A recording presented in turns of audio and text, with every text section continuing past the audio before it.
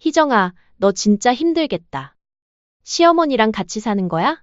그러자 며느리가 대답했습니다. 아휴, 내 말이. 나도 스트레스 받아 죽겠어. 그래도 집은 크고 좋잖아. 이 집도 시어머니가 해주신 거지? 그게 무슨 소용이야. 조용히 애나 봐주시지. 뭘 해도 트집 잡고. 그럼 따로 살면 되잖아. 말이 쉽지. 남편이 대단한 효자라서 안 된대.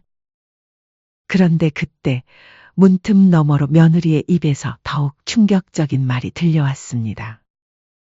아휴, 우리 시어머니. 차라리 어디로 확 사라져버렸으면 좋겠어. 그럼 내 속이 얼마나 시원할까? 어머, 얘 말하는 것 좀 봐. 진짜 매일 눈치 보이고 너희도 시어머니랑 같이 살아봐. 하루도 못 버틸걸? 야, 진짜 너무 무섭다. 그래도 맞는 말이야. 강 씨는 더 이상 참을 수 없었습니다. 화가 치밀어 며느리에게 따져 물었죠. 희정아, 잠깐 얘기 좀 하자. 왜요? 저 피곤한데요. 방금 내가 한 말 다 들었다. 어떻게 시어머니한테 그런 말을 할 수가 있니? 무슨 말이요? 나보고 사라져버렸으면 좋겠다고 했잖아. 어머, 들으셨어요? 근데 그거 친구네 시어머니 얘기였어요. 어머님 얘기 아니에요. 그게 말이 되는 소리야? 분명히 우리 시어머니라고 했잖아. 착각하신 거예요. 나이 드시니까 귀도 어두워지셨나? 야, 이 나쁜 거사. 그래, 내가 그렇게 사라져 주길 바란다면 내 소원대로 눈앞에서 사라져 줄게. 하지만 이 집은 원래부터 내 집이었어. 떠난다면 너가 떠나는 게 맞는 거겠지? 네? 어머니 농담이시죠? 농담 아니야. 내가 집에서 나가면 그렇게 꼴도 보기 싫은 시어머니 눈앞에서 사라지니까 오히려 좋은 거 아니야? 안녕하세요. 이 사연의 주인공은 70세 강혜숙 씨입니다. 강 씨는 평생을 가족만 바라보며 살아온 그야말로 헌신적인 어머니였습니다. 남편을 일찍 여의고 홀로 아들을 키우며 모든 것을 희생해왔죠. 아들이 결혼하고 손주까지 생기자 강 씨는 마음 한편이 든든해졌습니다. 이제야 외롭지 않은 노후를 보낼 수 있을 거라고 생각했거든요. 하지만 설마 자신이 그토록 아끼던 며느리에게 차라리 확 사라져 버렸으면 좋겠다는 말을 듣게 될 줄은 꿈에도 상상하지 못했습니다. 아들은 40 중반의 평범한 회사원이었습니다. 성격은 온순하고 효심도 있었지만 결정적인 순간에는 항상 우유부단했죠. 며느리는 공무원으로 밖에서는 괜찮은 평가를 받고 있었습니다. 말끔하고 단정한 외모의 예의도 바른 편이었거든요. 하지만 강씨만은 알고 있었습니다. 며느리의 속내가 그리 곱지만은 않다는 것을 말입니다. 몇 해 전 강씨는 큰 결정을 내렸습니다. 그 일의 발단은 며느리의 눈물 어린 호소였죠. 어머니, 사실 저희가 요즘 너무 힘들어서 그런데 며느리는 조심스럽게 말을 꺼냈습니다. 우리 준혁이가 이제 커가는데 이 작은 원룸에서 계속 사는 게 아이한테 너무 미안해요. 아이 교육 환경도 생각해야 하고 남편 출퇴근도 너무 멀고요. 아들도 난처한 표정으로 거들었습니다. 엄마, 제가 능력이 부족해서 이런 부탁을 드리게 됐는데 집값이 너무 많이 올라서 저희 힘으로는 도저히 집을 사기 어려울 것 같아요. 저희 좀 도와주시면 안 될까요? 강 씨는 그 말을 들은 순간 마음이 아팠습니다. 자식이 어려워하는데 부모가 가만히 있을 수는 없었죠. 무엇보다 손주가 좁은 공간에서 자라는 모습을 보니 마음이 쓰였습니다. 그래, 엄마가 도와줄게. 평생 모은 돈이지만 너희가 잘 살고 준혁이가 좋은 환경에서 자라는 게 더 중요하지. 강 씨는 평생 모은 노후 자금을 아들에게 미리 증여해 주기로 했습니다. 주원아, 엄마가 살아있을 때 미리 주는 게 낫겠다. 강 씨의 마음은 단순했습니다. 자식이 어려우면 부모가 도와야 한다는 것, 그리고 함께 살면서 서로 의지하며 살고 싶다는 것이었죠. 아들은 그 돈으로 지금 살고 있는 집을 마련했습니다. 30평 남짓한 아파트였지만 강 씨에게는 꿈만 같았습니다. 겉으로 보기에는 강 씨가 아들 부부 집에 얹혀 사는 줄로 아는 사람들이 많지만 사실 아들 집은 강 씨의 돈으로 산 집이었습니다. 처음 몇 달간은 정말 행복했습니다. 며느리도 공손하고 살가웠습니다. 어머니 덕분에 이렇게 좋은 집에 살게 됐습니다. 정말 감사합니다. 며느리는 틈만 나면 이런 말을 했고 강 씨는 그 말 한마디에 마음이 놓였습니다. 이제 내 노후도 외롭지 않겠다. 손주도 키우고 아들 며느리와 함께 살면서 이보다 더 바랄 게 뭐가 있겠어. 하지만 재산을 완전히 넘겨주고 나서부터 며느리의 태도가 조금씩 변하기 시작했습니다. 처음에는 너무 미묘해서 착각인가 싶었죠. 말투가 살짝 퉁명스러워졌죠. 하지만 강 씨는 내가 예민한가 보다라고 넘겨버렸습니다. 며느리는 밖에서는 여전히 친절하고 성실한 이미지를 유지했습니다. 하지만 집 안에서는 달랐습니다. 점점 강 씨를 가사도우미처럼 부리기 시작했거든요. 어머니, 요즘 세상에 그렇게 살림하면 안 돼요. 좀 더 위생적으로 해주세요. 아휴, 어머니는 좀 옛날 사람 같으셔. 지금이 몇 년도인데 아직도 그런 식으로 하세요?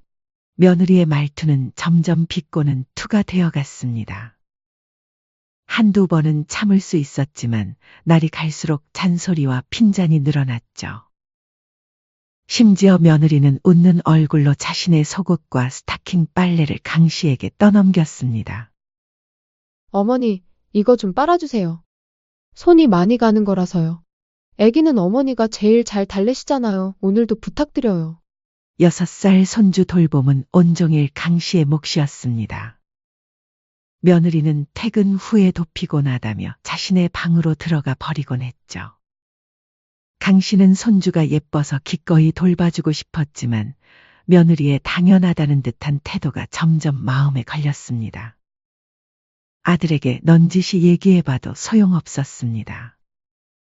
아들은 늘 회사 일로 바빠서 집안일에는 관심이 없었습니다. 강 씨가 가끔 서운함을 토로하면 엄마도 애 보고 싶어서 애 돌봐주시는 거잖아요. 희정이도 직장 다니느라 힘든데 이해해주세요. 라고 넘겨버렸죠. 시간이 흘러 며느리는 강 씨를 뒷방 늙은이 취급했습니다. 강 씨를 뒷방 늙은이 취급했습니다. 어머님은 그냥 애나 잘 보고 계시면 돼요. 다른 건 신경 쓰지 마시고요. 이런 말을 들을 때마다 강 씨는 속이 문드러지는 기분이었습니다. 자신이 번 돈으로 산 집에서 자신이 가장 약자가 되어버린 현실이 받아들여지지 않았습니다. 자식의 집인데도 마치 남의 집에 얹혀 사는 기분이었죠. 그나마 손주의 웃음소리 하나에 강 씨는 여전히 버티고 또 버텼습니다. 그렇게 집에서 강 씨의 위치는 점점 작아져 갔습니다. 이 나이에 며느리의 눈치를 보며 살아야 하는 처지가 되었죠. 하지만 강 씨는 아직 몰랐습니다.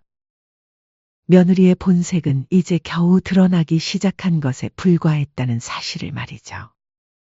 시간이 흐를수록 강 씨의 마음은 점점 무거워졌습니다. 어느 저녁 강 씨는 용기를 내어 아들과 단둘이 이야기해보기로 했습니다. 주원아, 엄마가 이 집에서 이렇게 숨죽여 살아야 하니 내가 잘 알잖아. 이 집 엄마 돈으로 산 거라는 거. 강 씨는 조심스럽게 말을 꺼냈습니다. 아들이 며느리와 자신 사이에서 균형을 잡아주기를 바랐거든요. 엄마, 또 그 얘기예요? 이미 준 걸로 이제 와서 생색내세요. 아들은 피곤한 표정으로 반문했습니다. 생색내는 게 아니라 요즘 며느리가 엄마한테 하는 말들이. 엄마, 제발! 그냥 며느리랑 잘 지내면 안 돼? 직장 다니면서 집안일까지 해야 하는데 얼마나 힘들겠어요? 집안일은 엄마가 다 하고 있는데 뭔 소리야? 그래도 시어머니랑 같이 사는 거니까 엄마도 이해 좀 해주세요. 아들의 매정한 말이 강 씨의 가슴을 더 깊이 찔렀습니다. 한편 며느리의 태도는 날이 갈수록 노골적이 되어갔습니다. 살림 전반을 사실상 강 씨에게 맡겨놓고는 작은 잘못에도 비꼬는 말투로 쏘아붙였죠. 특히 손주와 관련된 일에서는 더욱 심했습니다. 어느 날 오후 강 씨가 손주 이유식을 만들어 먹이고 있을 때였습니다. 어머님, 이거 애기 이유식 너무 되직하게 했잖아요? 며느리가 퇴근 후 부엌으로 들어오더니 차가운 목소리로 말했습니다. 아, 그래? 그럼 물 좀 더 넣을게. 요즘 이런 거 잘못하면 뉴스 나오는 거 모르세요? 애 학대하는 거랑 똑같다니까요? 며느리의 말에 강 씨는 속에서 천불이 일어났습니다. 학대라니 그게 무슨 소리야? 내가 일부러 그런 것도 아니고. 일부러든 아니든 결과는 마찬가지죠. 애가 목에 걸리면 어떡할 거예요? 손주 밥 굶기는 할머니가 어딨냐? 암튼 요즘 세상에 애 굶기면 경찰 오는 세상이에요. 조심하세요. 강 씨는 말문이 막혔습니다. 며느리의 이런 말을 들을 때마다 강 씨는 정말 자신을 존중하는지 의문이 들었습니다.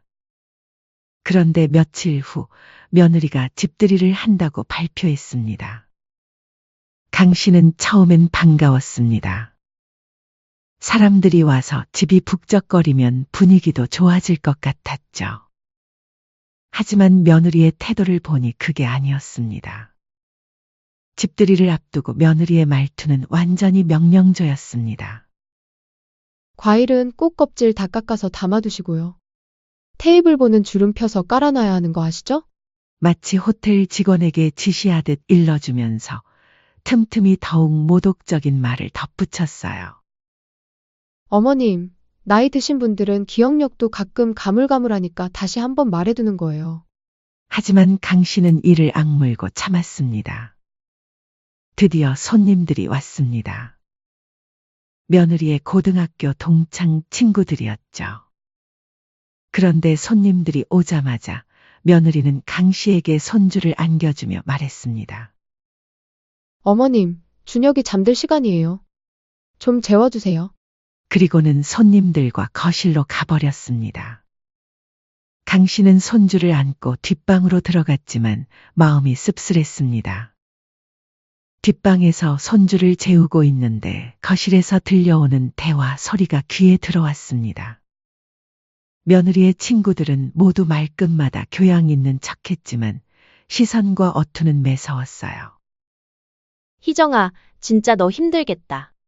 시어머니랑 같이 사는 거야? 며느리의 친구들이 희죽희죽 웃으며 말했습니다. 그러자 며느리가 대답했어요. 에휴, 그러게 말이야. 나도 스트레스 받아 죽겠어. 그래도 집은 크고 좋잖아. 이거 시어머니가 해주신 거지? 그게 무슨 소용이야. 매일 간섭하고 뭘 해도 트집 잡고. 며느리는 한숨을 푹 쉬며 마치 자신이 희생자인 것처럼 연기했습니다. 그럼 따로 살면 되잖아. 말이 쉽지. 남편이 효자라서 안 된대. 강 씨는 그 말을 문틈 너머로 들으며 손주를 안고 있었어요. 가슴이 먹먹해졌지만 손주가 깨면 안 되니까 꾹 참았습니다. 그런데 그때 문틈 너머로 며느리의 입에서 더욱 충격적인 말이 들려왔습니다. 아휴, 우리 시어머니. 차라리 확 사라져 버렸으면 좋겠어. 그럼 얼마나 내 속이 편할까? 강 씨는 귀를 의심했습니다. 어머, 얘 말하는 것 좀 봐. 진짜 매일 눈치 보이고 너희도 시어머니랑 같이 살아봐. 하루도 못 버틸걸. 친구들은 박장대소하며 맞장구 쳤습니다. 야, 진짜. 너무 무섭다. 그래도 맞는 말이야. 강 씨는 손이 떨리고 귀가 멍해졌습니다. 손주는 작게 할머니, 나 졸려 하며 눈을 감았어요. 강 씨는 흐르는 눈물을 옷깃으로 닦았습니다. 몇 시간이 지나고 손님들이 떠난 후 강 씨는 더 이상 참을 수 없었습니다. 화가 치밀어 며느리에게 따졌죠. 희정아, 잠깐 얘기 좀 하자. 왜요? 피곤한데요? 방금 내가 한 그 말 들었다. 어떻게 그럴 수 있니? 강 씨의 목소리는 분노와 서운함으로 떨렸습니다. 무슨 말요? 나보고 사라져버렸으면 좋겠다고 했잖아. 강 씨의 목소리는 분노와 서운함으로 떨렸습니다. 하지만 며느리는 전혀 당황하지 않고 싸늘한 웃음을 지었습니다. 귀 밝으시네요? 근데 그거 친구 시어머니 얘기였어요. 어머님 얘기 아니에요. 누가 봐도 뻔한 거짓말이었습니다. 대화의 맥락상 자신에 대한 얘기라는 게 너무 명확했지만 며느리는 뻔뻔하게 잡아떼고 있었습니다. 그게 말이 되는 소리야? 분명히 우리 시어머니라고 했잖아. 착각하신 거예요. 나이 드시니까 귀도 어두우신가. 야, 이 나쁜 거사. 그때 강 씨는 며느리의 차가운 얼굴을 바라보며 떨리는 목소리로 말했습니다. 그래. 그렇게 사라져줬으면 좋겠다면 내가 내 눈앞에서 사라져 줄게. 그럼 그렇게 하세요. 아무도 붙잡지 않을 테니까. 심지어 며느리는 그 말을 듣고도 아무렇지 않다는 표정이었습니다. 이 집은 원래부터 내 집이었어. 떠난다면 너가 떠나는 게 맞는 거겠지? 네? 어머니 농담이시죠? 농담 아니야. 내가 집에서 나가면 그렇게 꼴도 보기 싫은 시어머니 눈앞에서 사라지니까 오히려 좋은 거 아니야? 그날 밤 강 씨는 잠을 이룰 수 없었습니다. 며느리의 말이 머릿속에서 계속 맴돌았죠.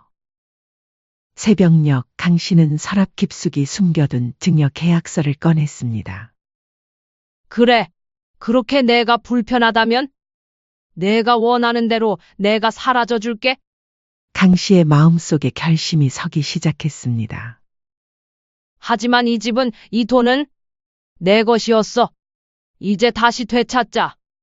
내가 어떻게 사라지는지 두고 보라고. 계약서를 보며 강 씨는 냉소적인 미소를 지었습니다. 강 씨는 그날 밤부터 계획을 세우기 시작했습니다.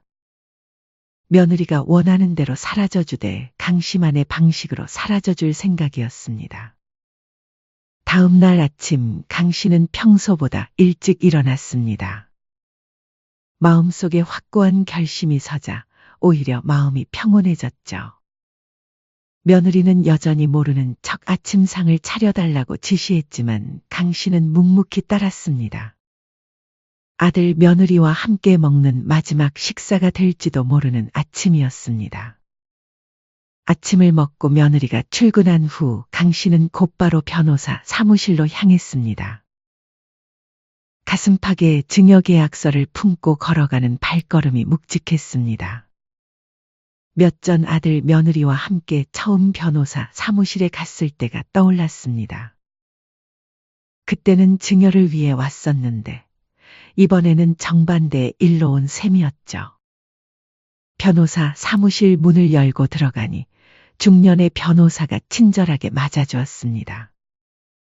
강 씨는 떨리는 손으로 서류를 내밀며 조용히 말했습니다. 이 집, 내 돈으로 사서 아들 부부 앞으로 증여했습니다. 그 대신 부양 조건을 붙였는데 재산을 미리 증여하니까 더 받을 게 없다고 느꼈는지 조건부 계약임에도 무시하고 며느리가 제게 모욕을 주었습니다. 이제 더는 못 참겠습니다. 변호사는 계약서를 꼼꼼히 살펴보더니 곧장 고개를 끄덕였습니다. 증여 무효 소송 가능하십니다. 부양 조건 위반이 명확하네요. 바로 준비하시죠. 정말 가능한가요? 강 씨는 믿어지지 않는다는 표정으로 물었습니다. 물론입니다. 증여계약서에 부양 조건이 명시되어 있고 위반 시 무효 조항도 있네요. 게다가 어르신께서 당하신 일들의 증거만 있으면 충분합니다. 며칠 뒤 며느리에게 법원 서류가 도착했습니다. 퇴근해서 집에 돌아온 며느리는 서류를 보더니 얼굴이 하얗게 질렸습니다. 급히 강 씨를 찾더니 다급하게 말했습니다. 어머님, 이게 뭐예요? 설마 진짜로 소송을 하시려는 거예요? 강 씨는 담담하게 대답했습니다. 내가 바란 대로 사라져 주려고. 어머님, 농담이시죠? 이런 식으로 하시면 안 되잖아요. 며느리는 당황한 기색을 숨기며 교묘하게 강 씨의 약점을 찌르기 시작했습니다. 어머님, 우리 준혁이 생각 좀 해주세요. 설마 친손주 길바닥에 내치실 거예요? 어머님이 그렇게 매정한 분인 줄 몰랐어요. 이 말을 들은 순간 강 씨는 속으로 피가 거꾸로 솟는 듯 했습니다. 애를 내세워 협박이라? 이 악독한 인간. 하지만 표정 하나 바꾸지 않고 흔들림 없는 눈빛으로 말했습니다. 준혁이는 내 손자고 그 애까지 길바닥에 나앉을 일은 없게 할 거야. 하지만 지금처럼 너희에게 내 재산을 그대로 두고 다시는 사람 취급도 못 받으며 살 순 없어. 며느리는 아직도 자신이 잘못한 게 없다는 듯 말했습니다. 어머님, 제가 언제 어머님을 사람 취급 안 했다고 그러세요? 너무 과민 반응 아니에요? 내가 바란 대로 내가 사라져 줄 거야. 대신 내가 받은 건 그대로 다시 다 가져간다? 며느리는 이내 얼굴이 일그러졌습니다. 미쳤어요? 애가 어떻게 되든 말든 상관없단 거예요? 정말 이기적이네요. 그리고 입에 담지 못할 막말을 쏟아내기 시작했습니다. 하지만 강 씨는 오히려 웃었습니다. 이제 네가 어떻게 무너지나 그 꼴 내 두 눈으로 볼 거다. 그때 아들이 퇴근해서 들어왔습니다. 며느리는 급히 아들에게 달려가 울음을 터뜨렸습니다. 여보, 어머니가 갑자기 소송을 걸었어요. 우리 집을 뺏어가겠다고 해요. 아들은 당황한 채로 강 씨를 바라봤습니다. 엄마, 이게 무슨 일이에요? 갑자기 왜 이러세요? 갑자기가 아니야, 주원아. 그동안 내가 얼마나 힘들다고 했는지 너도 알잖아. 그걸 무시한 건 너고. 화장실 들어갈 때랑 나갈 때 마음 다르다더니 쯧. 집 줄 때는 상전처럼 모시고 살 것처럼 말했으면서 상놈도 이렇게는 안 살겠다. 하지만 이런 식으로 하면 안 되잖아요. 가족끼리 법정까지 가야 해요?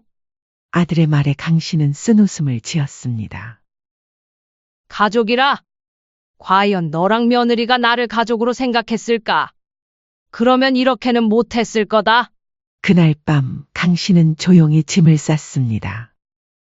미리 준비해둔 임시 거처로 가기 위해서였죠. 아들이 급히 말려봤지만 소용없었습니다. 엄마, 제발 이러지 말아요. 우리 다시 이야기해봐요. 이야기는 다 끝났다, 주원아. 강 씨는 아들을 뒤로 한 채 집을 나가버렸습니다. 며느리는 창문 너머로 그 모습을 지켜보고만 있었죠. 드디어 재판 당일이 됐습니다. 재판정에 들어가는 강 씨의 발걸음은 의외로 가벼웠습니다.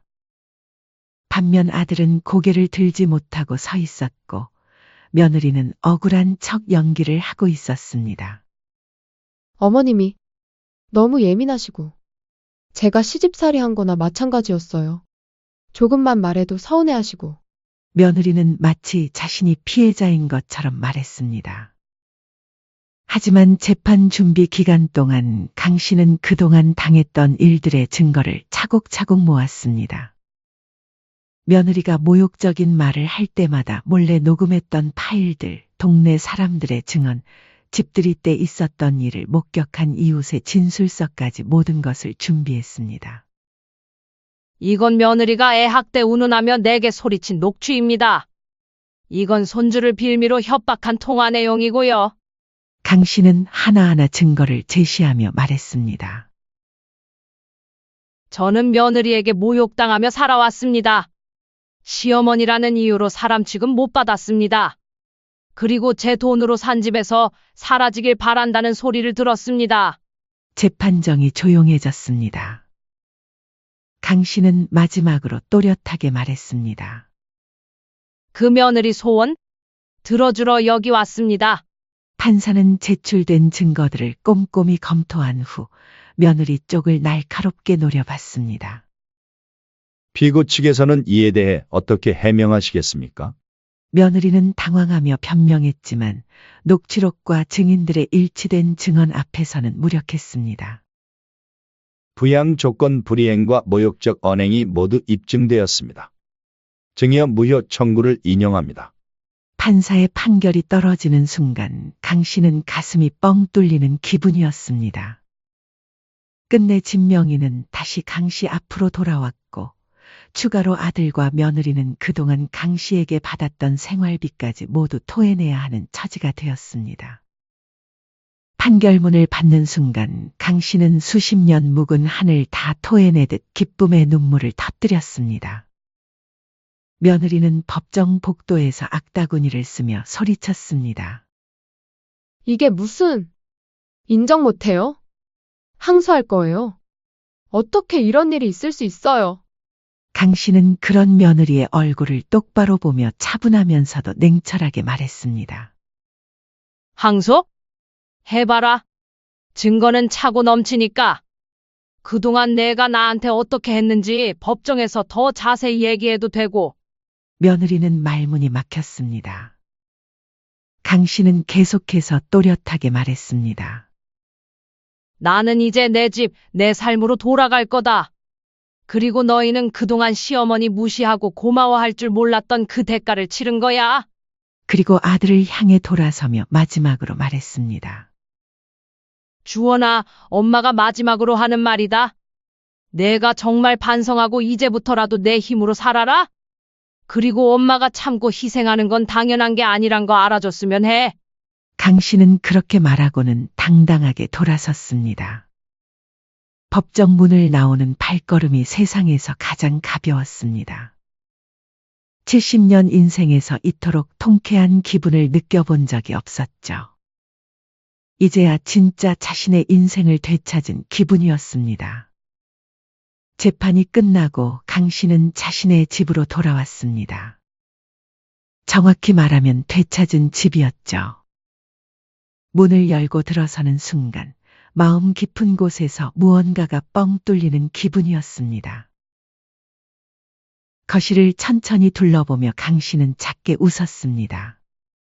더 이상 며느리의 비아냥거림도 눈치 볼 필요도 없었죠.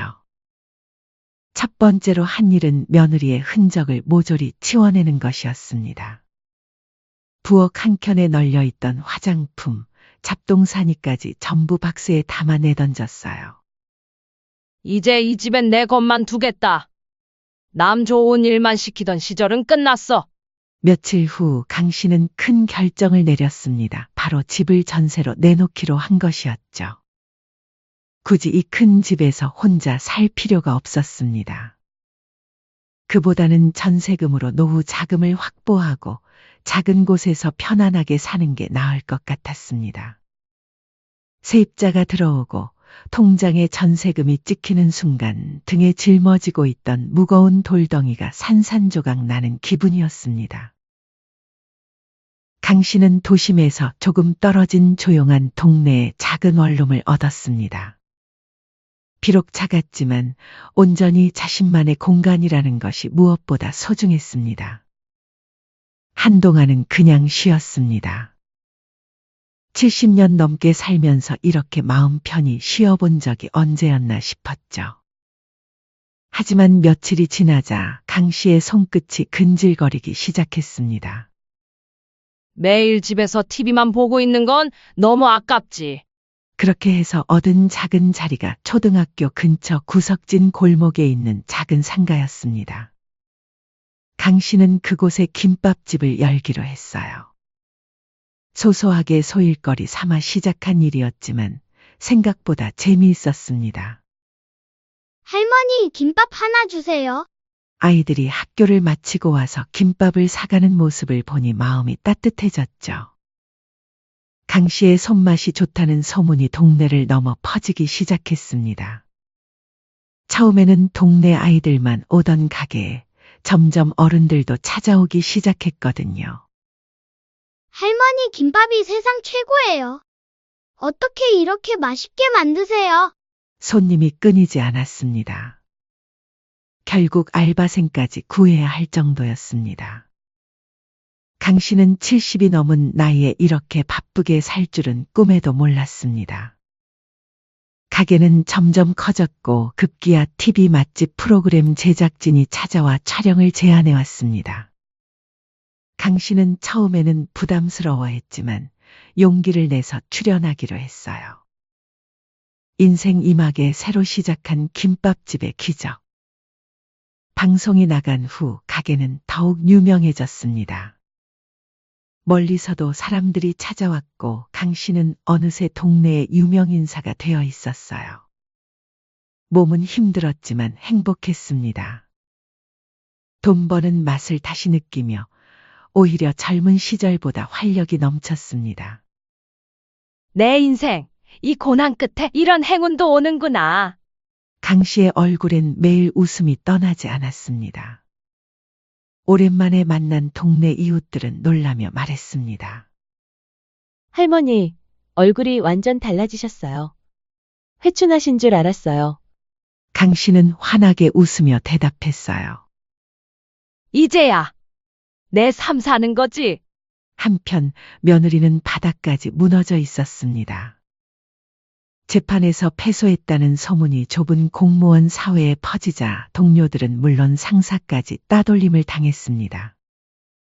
늘 입을 맞춰 강 씨를 험담하던 친구들조차 며느리가 망하자 곧바로 손절했습니다. 희정이? 원래 애가 좀 이상했어. 이런 말만 남기고 모두 등을 돌렸죠.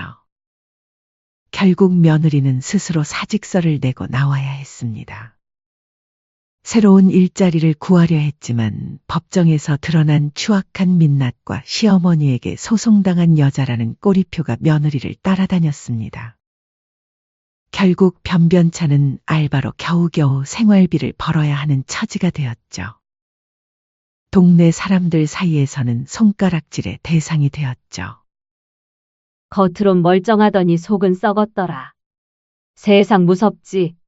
더 이상 뒷말을 견디지 못해 숨어 살 듯 지내며 일용직을 전전했습니다. 결국 아들과의 사이도 끝내 틀어지고 말았죠. 그리고 아들은 얼굴이 반쯤 삭은 채로 강 씨를 찾아왔습니다. 엄마, 이제야 내가 너무 한심했다는 걸 알겠어.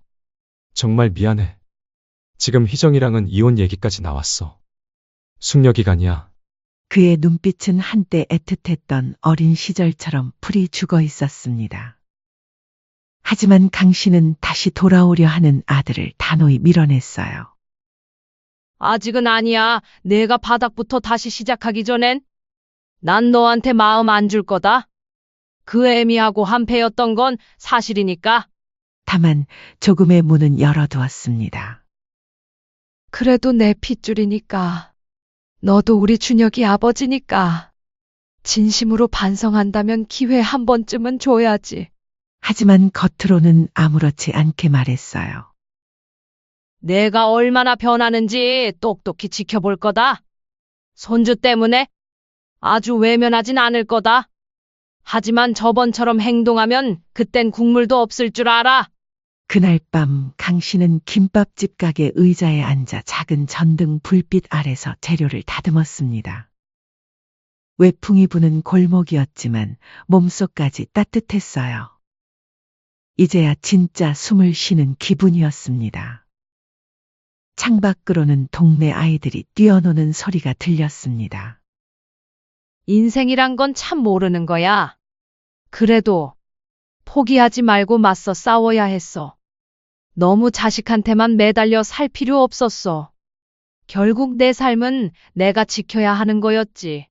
강 씨는 재료를 다듬으며 조용히 중얼거렸습니다. 70년을 살며 이제야 깨달은 진리였습니다. 며칠 전 손주 준혁이가 아빠를 따라 가게에 왔었습니다. 아이는 할머니를 보자마자 환하게 웃으며 달려왔어요. 할머니, 나 할머니 보고 싶었어. 그 순간 강 씨는 모든 것이 용서가 되는 기분이었습니다. 이 아이만큼은 진심으로 자신을 사랑해주고 있다는 것을 알 수 있었죠. 며느리가 아무리 독을 품었어도 아이의 마음만큼은 순수했습니다. 그녀의 입꼬리가 천천히 올라갔습니다. 복수는 완벽했습니다. 며느리는 무너졌고 아들은 뉘우쳤습니다. 이제 그녀는 더 이상 누구의 그늘에 숨지 않았습니다. 당당하게 자신의 길을 걸어가는 진정한 인생의 주인공이 된 것이었습니다. 사연은 여기까지였습니다. 구독, 좋아요는 영상 제작에 큰 힘이 됩니다. 알림 설정을 하시면 더욱 새롭고 재밌는 사연을 빠르게 즐기실 수 있습니다. 인생의 쉼표를 시청해 주셔서 감사합니다.